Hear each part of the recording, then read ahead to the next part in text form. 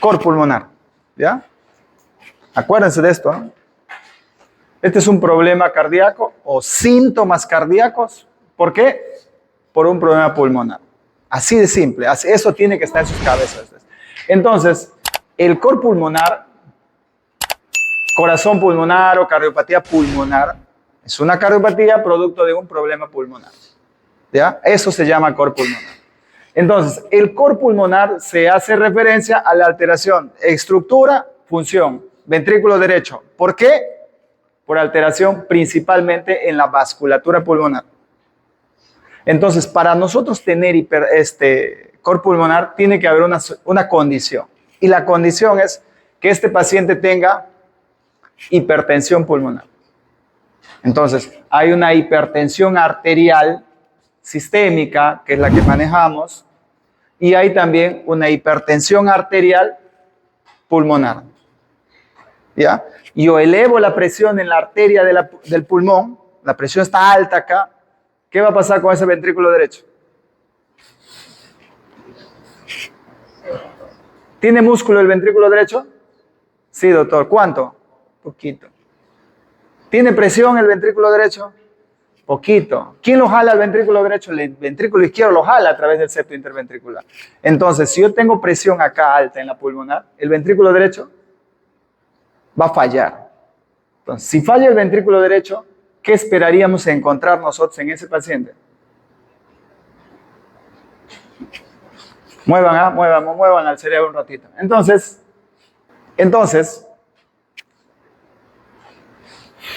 nosotros podemos clasificar a este problema del ventrículo derecho, acuérdense, ventrículo derecho, estamos hablando del ventrículo derecho. A este problema nosotros lo podemos clasificar en dos, ¿no? Tanto en agudo, se obstruye la arteria, aumenta la presión en la arteria por obstrucción, y también puede ser crónico. Dos escenarios, dos momentos.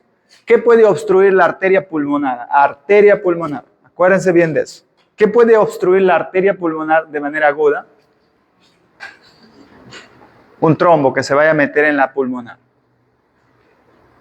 Doctor, y a nivel crónico, ¿qué va a pasar? Alguna de las enfermedades pulmonares, algunas, me va a llevar a hipertensión pulmonar de manera crónica. ¿Ya? Nosotros tenemos un solo tema de embolismo pulmonar, no me voy a meter mucho acá.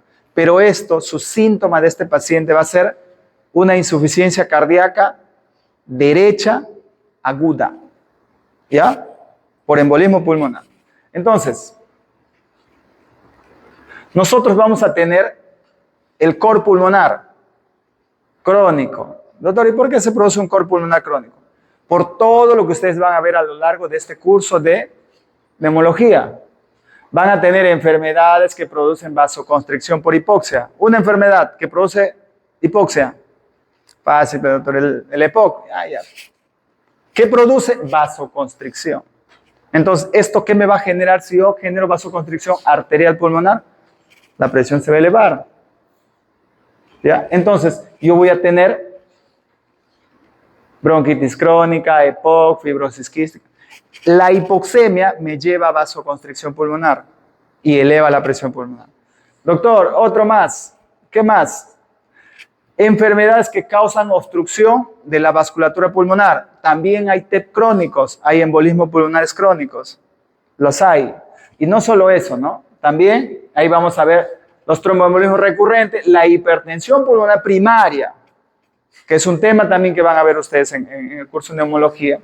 Las colagenopatías, las que generan hipertensión directamente por afección vascular, directamente. Ahora, y viene el último grupo que causan trastornos parenquimatosos. Y ahí otra vez viene y combina con el primero. Esto te genera vasoconstricción, acá está el EPOC, ¿verdad? La bronquitis. Y acá problemas pulmonares, que también te van a generar directamente. Cuando se produce la fibrosis del pulmón, ¿qué creen que pasa con ese parénquima? ¿Qué pasa? Está tranquilo, holgado, se produce la fibrosis. ¿Qué pasa con los tractos pulmonares, con los septos? ¿Qué creen que va a pasar con las arterias pulmonares? Se contraen, se comprimen las arterias pulmonares. Entonces ya no tienen esa elasticidad, ¿no? Entonces, aumenta la presión pulmonar. Entonces, ustedes van a tener un cor pulmonar agudo, que es por una obstrucción aguda. Entonces, ¿qué va a generar en el cuerpo, en el corazón? ¿Qué va a generar esto? ¿Qué va a generar esto? Miren hacia atrás ahí. El problema está en el pulmón, acuérdense de eso. El problema está en el pulmón. ¿Qué va a generar ese problema en el pulmón? Vasculatura pulmonar. ¿Ya? Es como si le agarras a la pulmonar y comprimes. ¿Qué va a generar en el ventrículo derecho? ¿El ventrículo quiere mandar? Se va a dilatar de forma aguda por aumento de la... Doctor, pero no tiene músculo, no tiene fuerza para contraerse. Entonces ese paciente se va a dilatar. Entonces, yo tengo una neumopatía aguda, cualquiera de ellas, principalmente en la aguda ya sabemos que es el TEP, el tromboembolismo, aumento brusco de resistencias, hipertensión pulmonar, aumento de la poscardia, quiere decir que la eyección del ventrículo derecho, estamos hablando, aumento brusco del trabajo miocardio, incapacidad de vaciamiento del ventrículo derecho, aumento del volumen reservado. Hacia atrás queda la sangre. ¿Cómo va a estar este paciente? Va a estar ingurgitado. ¿Cómo va a estar el hígado? Probablemente va a ser hepatomegalia. Aumento de la precarga, sobrecarga diastólica, crecimiento, dilata el ventrículo derecho. Pero les digo más, ¿cómo va a estar el ventrículo izquierdo? ¿Cómo va a estar el ventrículo derecho? El ventrículo derecho está dilatadazo. El ventrículo izquierdo, normal, anormal. ¿Qué pasa con el ventrículo izquierdo? ¿Qué va a pasar? ¿Cómo está el gasto cardíaco, el sistémico? El gasto del BD, pero ¿de qué vive? ¿De qué se alimenta el ventrículo izquierdo? De lo que le da el ventrículo derecho. Si el ventrículo derecho no le da al izquierdo, ¿el izquierdo qué va a hacer? Poquito volumen. Funciona bien, pero tiene poquito volumen. Entonces, en una neumopatía aguda, con un cor pulmonar agudo, este paciente, si el grado de obstrucción es severa, va a estar hipotenso. ¿Por qué? Por bajo gasto del ventrículo derecho que le transmite al izquierdo, no le manda sangre. Entonces el izquierdo también va a fallar. ¿Ya? Esa es la cadena. Entonces, ese es en el agudo, ¿no? Y en el crónico, neumopatía crónica, dos cosas, alteraciones funcionales, alteraciones vasculares. Los dos. ¿Qué hace? Hipoxemia, hipercamia, vasoconstricción, ¿verdad? ¿Se acuerdan? Vasoconstricción. ¿Qué genera esto? Hipertensión arterial pulmonar, aumento de la precardia, hacia atrás. Mucho volumen tiene el ventrículo derecho. Entonces, este paciente crónico, ¿qué va a hacer en el tiempo? Se va a ir hinchando. Ascitis, ingurgitado, piernas hinchadas. Cor pulmonar crónico. Ese paciente con EPOC, tosedor,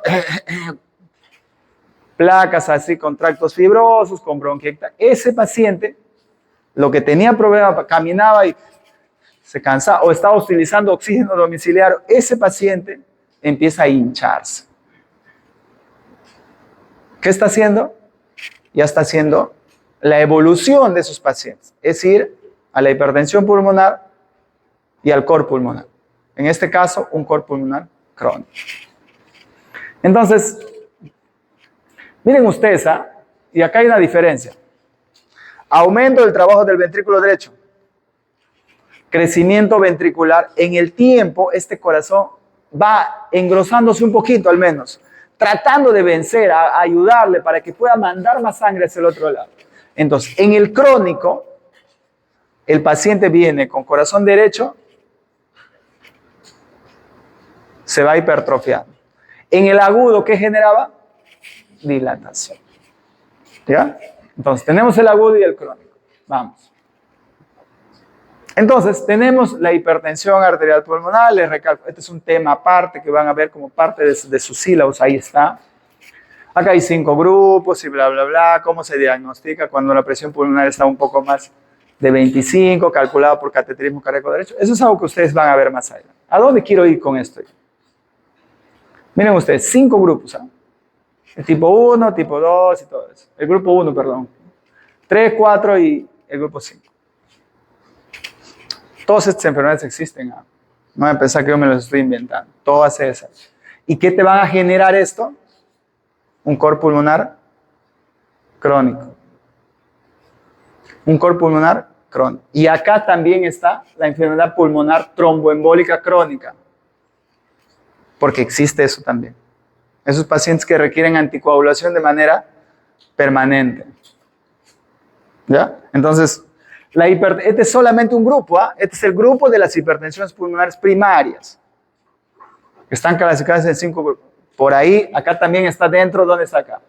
Mecanismos desconocidos, hipertensión secundaria, enfermedades pulmonares hipóxicas, enfermedad pulmonar obstructiva crónica. Acá se le pone. Ya, todas estas enfermedades van a terminar generando problemas cardíacos. Es por eso que hablábamos en su momento de interacción cardiopulmonar. Es muy importante. Hay una estrecha relación entre estos dos órganos en el tórax. Muy, muy estrecha. Lo último, esto es un lenguaje médico que tenemos que manejar todos, ¿no? Disney, doctor. Disney, doctor. Disney. Clasificación de la hipertensión pulmonar de la NAIJA conforme a la OMS. Disney. Clase 1. ¿Qué es? Paciente, pero no resultante en limitación de la actividad física. La hipertensión pulmonar, ustedes tienen que entender que tiene etapas. Si yo les pregunto, si yo encuentro un paciente con hipertensión pulmonar y deben tocarlo este tema, en estadio 4, ese paciente que hablando se cansa, ¿qué creen que va a ser el tratamiento? ¿Hacia dónde va?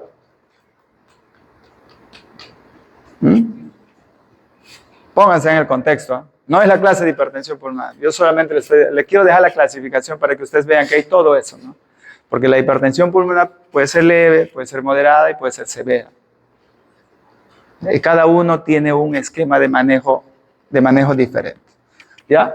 Revísenlo, esto es importante que ustedes tengan conocimiento de esta patología. No es frecuente. No lo es. Pero lo van a encontrar al menos 1 o 2 pacientes al año van a ver de esto. Porque hay pacientes con hipertensión pulmonar. Principalmente los pacientes con problemas inmunológicos o inmunorreumatológicos. Bastante paciente. Incluso el VIH está metido acá, que genera problemas pulmonares también. Entonces, esta es la clasificación funcional del OMS y te dice, y se va orientado básicamente a la supervivencia de estos pacientes. Porque si yo tengo una hipertensión pulmonar en grado 4, su tratamiento de ese paciente lo más probable es que sea trasplantar el pulmón. ¿Ya? Es lo más probable. Entonces, ¿qué manifestaciones clínicas va a tener este paciente? Entramos a la parte clínica. ¿Qué van a esperar ese paciente? ¿Cómo usted va a sospechar que este paciente probablemente tiene una hipertensión pulmonar? ¿Qué les va a decir el paciente? ¿O qué van a notar en el paciente, no? ¿Ah? ¿Qué van a notar en el paciente? Hipertensión pulmonar. Disney, doctor, el paciente camina un poco y se cansa. Hipertensión pulmonar. Pero ahorita estamos hablando de cor pulmonar, que es una enfermedad secundaria a la hipertensión pulmonar que le ha generado. Les recalco, entonces tenemos ese paciente con EPOC, ¿ya? Tenemos ese paciente que empieza a hacernos ¿qué? Disney con ejercicio. ¿Puede ser cianosis o no? ¿Sí? Claro que sí, puede ser cianosis. No va la sangre al pulmón. ¿Por qué? Porque los pulmones, las arterias pulmonares así están cerradas prácticamente. Un poquito pasa.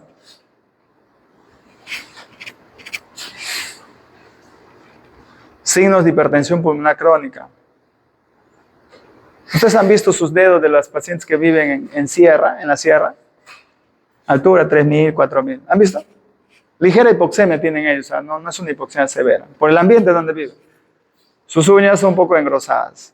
Así como un palillito de tambor, pero no marcado como son los pacientes con hipertensión pulmonar crónica. Pero ahí va, si alguna vez tienen la oportunidad, más miren, sean muy curiosos, ¿no? Pacientes tienen, fisiológicamente, dedos en palillo de tambor. No es marcado, ¿no? Pero sí se nota, se dibujan los dedos en esos pacientes. Fatiga, Mareo. Doctor, pero disnea, ¿no? ¿Por qué la disnea? Debería ser disnea, paciente. Estamos hablando de insuficiencia cardíaca derecha. La insuficiencia cardíaca derecha tiene como principal mecanismo o principal sintomatología la disnea. No, doctor, es el edema. La fatiga puede ser. Disnea, incremento del trabajo respiratorio porque vamos en la elasticidad pulmonar. O sea, la disnea en estos pacientes es por el problema pulmonar principalmente. Porque algo ha dañado el pulmón o algo lo está dañando y eso nos está generando la hipertensión pulmonar. Pero no la disnea, no es por la insuficiencia derecha, eso que quede claro.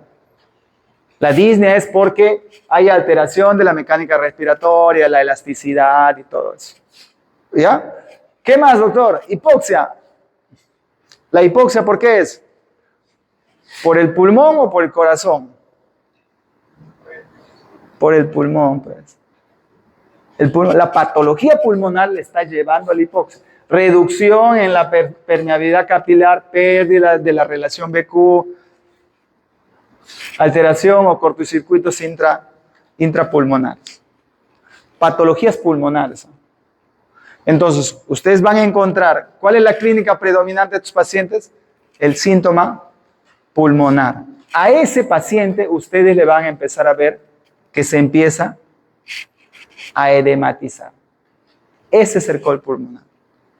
¿Ya? Entonces, ortopnea y disnea paroxística nocturna, mira, sí puede ser. Incremento del trabajo respiratorio en el decúbito dorsal, limitación del movimiento diafragmático. El paciente, sus toros son distendidos.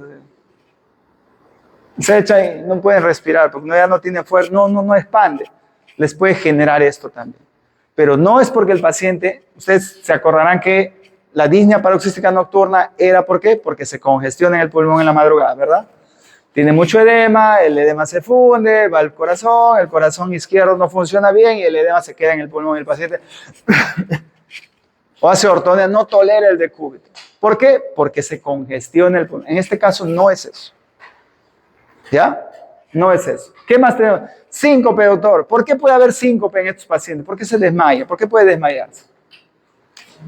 ¿Ah? Porque no aumenta el gasto cardíaco de este paciente. El paciente camina, quiere hacer cosas, está con disnea, el corazón derecho quiere mandar la sangre al izquierdo no, hipotensión, se desmaya. ¿Sí? Edema de miembros inferiores. Y acá está la clínica de estos pacientes, ¿no? Acá está la clínica de estos pacientes. Entonces, ¿ustedes qué van a encontrar? Un paciente con gran patología pulmonar, generalmente, dependiendo de la etiología, que me empieza a hacer ¿qué? Hipertrofia del ventrículo derecho. Ustedes verán acá que el ventrículo derecho está igual que el ventrículo izquierdo. Y es más, el septo interventricular está hacia el lado. ¿Se acuerdan que les decía yo? Cuando aumenta la presión del lado derecho, ¿qué es lo que pasa con el septo interventricular? Se aplana o se desplaza hacia el lado izquierdo, por aumento de la presión en el lado derecho. Entonces, ¿este paciente qué va a tener? Va a tener edema, va a tener hepatomegalia, va a tener ingurgitación yugular. ¿Ya?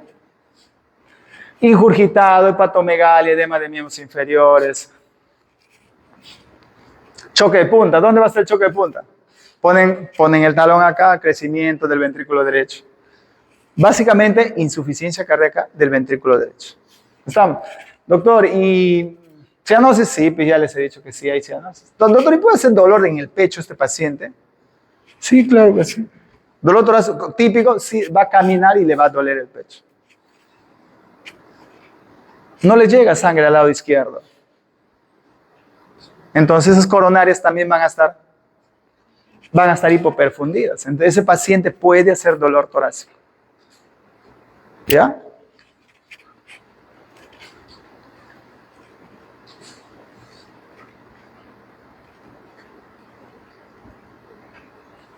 Entonces, finalmente, ustedes van a terminar teniendo ese paciente típico del néter, ¿no? Que nos dice.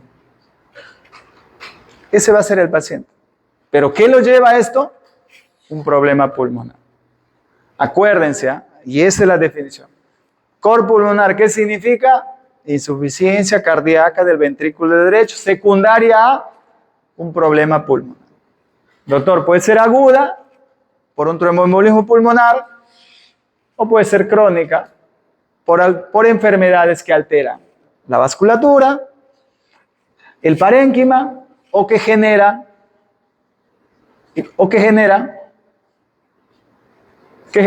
vasoconstricción por hipoxia.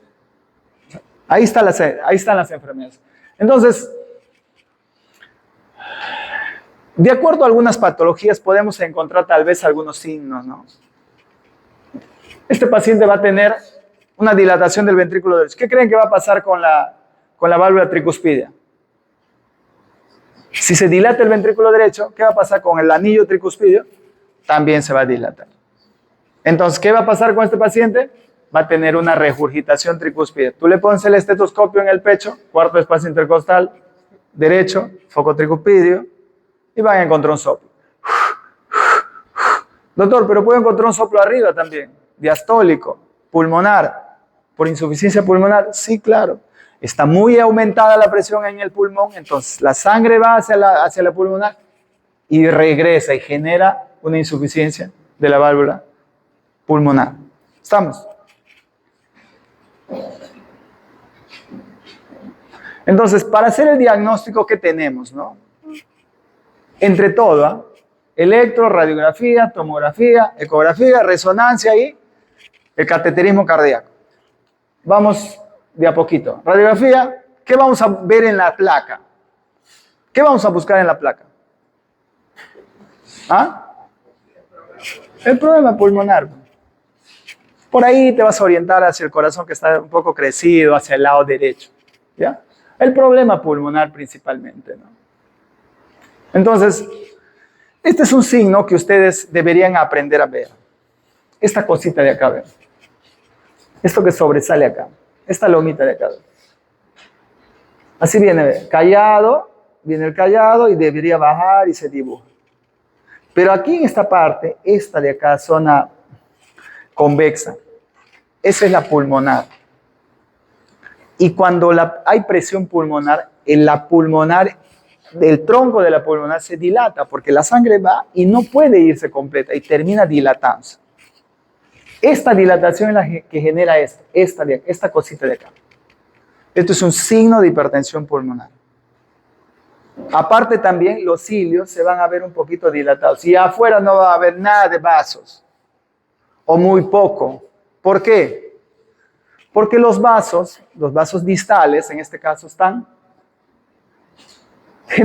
tienen vasoconstricción, pero son pequeñitos, no tienen buen flujo. Eso es lo que ha generado la hipertensión pulmonar. Pero la grande no va a generar vasoconstricción. Entonces, esa parte inicial se dilata. ¿Ya? Entonces, eso sí podrían ver ustedes en esto. Signo de hipertensión pulmonar, sí, la pulmonar está dilatada. Vean un paciente con cariopatía congénita, van a ver esto de acá. ¿Se nota o no se nota? Se nota, clarito se nota. Doctor, y acá viene el ventrículo derecho. Nada y esto. Hipertensión pulmonar, probablemente. Quiero pensar una cariopatía congénita, quién sabe. Pero esto de acá, miren. Aorta. Así, aorta. Porque acá baja la aorta, ¿verdad? Acá baja la aorta. La aorta no viene así. Aorta, hipertensión pulmonar. ¿Ya? En el electrocardiograma, básicamente ver qué es lo que vamos a buscar en el electrocardiograma. Signo de hipertensión pulmonar, no vamos a encontrar. Pero sí yo puedo encontrar ¿qué voy a buscar en el electro? Crecimiento de cavidades derechas. ¿Dónde evalúo yo el crecimiento del ventrículo derecho? En B1 generalmente. ¿Y dónde evalúo crecimiento de la aurícula derecha? Porque también la aurícula derecha va a crecer en la onda P. ¿Ya? Y ahí es lo que ustedes van a escuchar hablar de la P pulmonar y el eje también se va a desviar a la derecha, ¿verdad? Porque ahí está el miocardio se ha hipertrofiado en el corpus pulmonar crónico y el eje va a ir hacia esa zona, ¿no? Estamos hablando de que van a tener ejes de 110, 120, 140. Esta cosita de acá, ¿verdad? ¿Se acuerdan de la onda P? Cuando yo les decía, no tiene que ser más de 2.5 para arriba, ni 2.5 en horizontal. Ni vertical ni horizontal. Si yo me voy más de 2.5 en vertical, crecimiento de la aurícula derecha, porque onda P es aurícula. ¿Ya? Entonces, ¿qué más se evalúa acá? La onda R en B1. Cuando R en B1 es muy grande, generalmente hay que sospechar de que haya un crecimiento o una hipertrofia del ventrículo derecho. Mire, clarito se vea. Esta es la onda P. Casi del mismo tamaño que la onda R. ¿Ya? Igual, ¿no? Miren la onda P. Grande. Crecimiento de la aurícula derecha. Doctor, pero usted no está hablando del ventrículo derecho. Pero sí, pues si yo tengo el ventrículo derecho grande, ¿cómo va a estar la aurícula? Grande, pues. Si ya se ha dilatado el ventrículo, la válvula tricuspidia se ha alejado, hay una regurgitación tricuspidia, la aurícula derecha también va a estar grande. En la ecografía, nosotros actualmente en el mundo tal vez este es el método más estandarizado para medir presión pulmonar. Y ustedes van a ver en las ecografías algunas veces cuando están en hospitalización, rotando en probabilidad de hipertensión pulmonar. Hay signos que nosotros vemos en ecografía para definir la hipertensión pulmonar. Y es más, en base a esto nosotros nos guiamos. El gol estándar es el cateterismo, medir realmente, entrar con un catéter, meterte hasta la pulmonar y ahí medir cuánto de presión tiene. Pero a través de la ecografía nosotros podemos hacer eso. Y hay signos en ecografía que te dicen, hoy tiene presión pulmonar alta. Como por ejemplo este, ¿no? El ventrículo derecho tendría que ser más o menos un tercio del izquierdo, perdón. Ustedes ven acá, este es el ventrículo derecho, igual o un poco más grande. Y miren cómo está la aurícula, le está desplazando hacia el otro lado. Pero hay otros signos que nosotros vemos, ¿se acuerdan de esto? Este es el ventrículo derecho y el septo interventricular se aplana y lo lleva hacia el ventrículo izquierdo. Son cosas que nosotros sí podemos hacer por ecografía, ¿no? Además, también podemos hacer las estimaciones de acuerdo a los gradientes que medimos, ¿no? Probabilidad alta, baja, intermedia de hipertensión pulmonar. En base a eso, nosotros ya damos tratamiento. ¿Ya? Al menos te orientan. No es el gol estándar esto, no es al 100%, pero tener una probabilidad alta de hipertensión pulmonar casi te acerca al valor de presión pulmonar que debe tener este paciente. ¿Ya? Así que el diagnóstico, al menos actualmente y acá en Iquitos, nosotros lo hacemos por ecografía. El cateterismo cardíaco derecho, miren ustedes, entras por un catéter a la vena y te metes al ventrículo derecho. Y de ahí te metes a la pulmonar hasta donde llegue, hasta la cuña pulmonar se llama, donde ya prácticamente estás llegando hasta el capilar. Y ahí mides cuánto es la presión del ventrículo derecho. Es un procedimiento cruento, necesitas hacer un procedimiento, meterte, o sea, no se hace en cualquier parte. Es por eso que principalmente el diagnóstico o la aproximación diagnóstica se hace con ecografía cardíaca. ¿Ya? ¿Qué más tenemos acá? Tomografía. ¿Qué vamos a evaluar en tomografía? Principalmente la patología pulmonar de base, ¿no? Y la resonancia tiene, en este momento, prácticamente el gold estándar de la evaluación del ventrículo derecho. En resonancia ahí no hay variabilidad del tórax. Todos tenemos un tórax diferente. Hay gorditos, hay algunos pacientes que no se evalúa bien el corazón. Más en los pacientes con patología pulmonar tipo fibrótica, donde el pulmón se ha deformado y el corazón adquiere otra posición. Y encontrarlo por ecografía es un poco más complicado. Entonces, la resonancia entra ahí muy bien. Ustedes verán que la resonancia no son imágenes solamente así en estática. La resonancia te da imágenes en tiempo real. Te da video para que tú puedas evaluar adecuadamente un órgano. Te da, al menos en la parte cardíaca, funciona así. O sea, una resonancia del ventrículo derecho te va a evaluar bien cómo funciona el ventrículo derecho y todo ello, ¿no? Tratamiento. ¿Cuál va a ser el tratamiento de estos pacientes? Cor pulmonar. No estoy hablando de hipertensión pulmonar. La causa es la hipertensión pulmonar, que es un tratamiento generalmente que va de la mano. Pero del cor pulmonar, ¿cuál es el tratamiento? En el agudo, ¿qué hay que hacer con el coágulo? hay que disolverlo o hay que sacarlo. Y en el crónico, ¿qué hacemos? Principalmente es tratamiento de la patología de fondo. Si yo tengo un EPOC, sus inhaladores, vasodilatadores, broncodilatadores, perdón, por ahí algún corticoides que requeriría, evitar que haga infecciones a repetición. Y por ahí tener a la mano algunos diuréticos, porque estos pacientes van a hacer sobrecargas de volumen. Orientación básicamente al paciente. Mira, vas a tomar un diurético, cuando veas las piernas, vas a quitarlo y en lo posible hay que evitar tomar mucho líquido, comer mucha sal porque te va a dar mucha sed. Evitar los síntomas del ventrículo derecho. Pero el tratamiento principalmente es de la patología pulmonar de base. Porque el cor pulmonar es una consecuencia, no es la causa. Entonces, ustedes le pueden decir al paciente, pues si fuma, no hay mucho análisis ahí, ¿no? Hay que dejar de fumar, pero no. Si puede que baje de peso, hay que bajar la cantidad de sodio. Este paciente, ¿puede o no puede hacer ejercicio? ¿Puede o no puede? Le mando a hacer no haz deporte. Se va a poner peor. ¿Eh? En lo posible evitar el ejercicio. Y si va a hacer ejercicio, tiene que ser con rehabilitación pulmonar. O sea, guiado por alguien que mire realmente cuánto de ejercicio puede hacer. Porque lo puedes sobrecargar al paciente y lo puedes complicar. Porque recuerden, es un corazón isquémico, ¿eh? Porque no le llega bien la sangre hacia el otro lado. Acuérdense. Ejercicio excesivo. ¿Se puede embarazar ese paciente?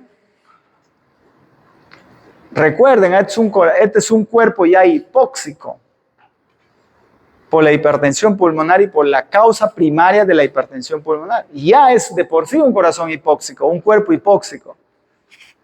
Un embarazo, ¿cómo crees que le va a agarrar? Doctor, ¿me puedo ir a Cusco? Dicen algunos pacientes. Es mi última vez que quiero ir. Le mando. Voy a hacer camión del Inca, doctor. Yo estoy fuerte y voy a hacer. ¿Se puede hacer eso? Por eso hay que seleccionar al paciente. A ustedes les van a preguntar eso. Y no sé dónde vayamos a caer trabajando, ¿no?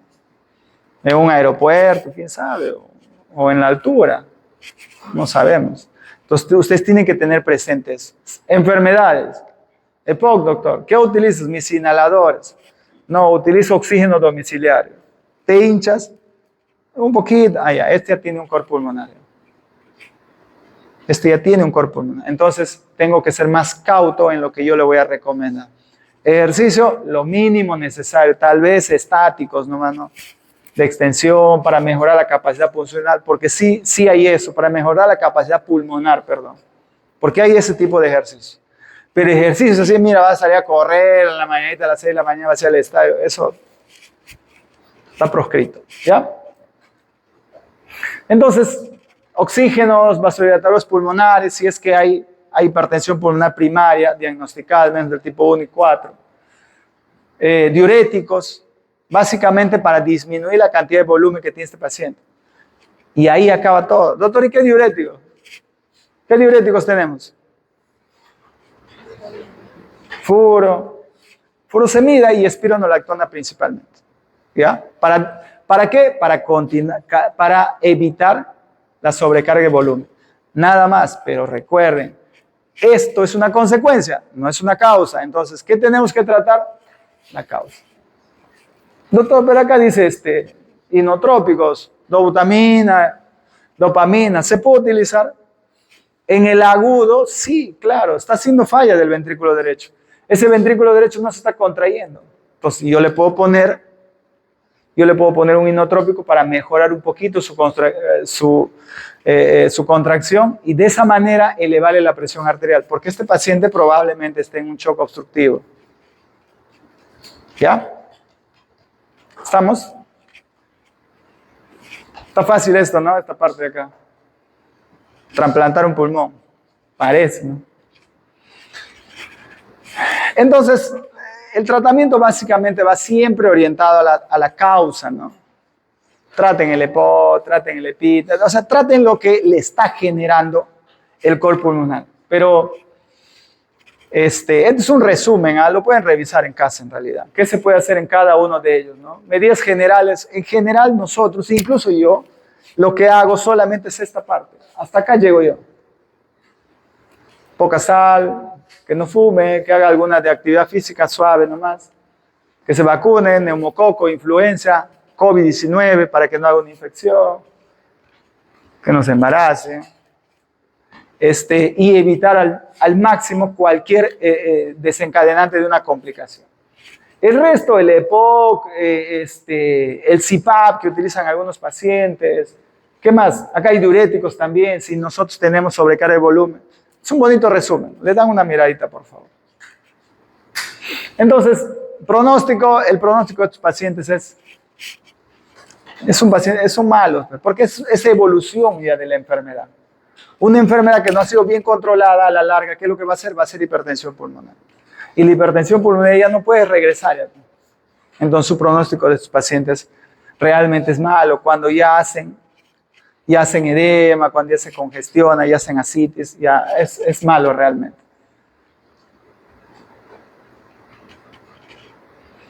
Evitar grandes alturas, viajes aéreos. En general, cuando un paciente de esto puede viajar en avión, puede irme a Lima.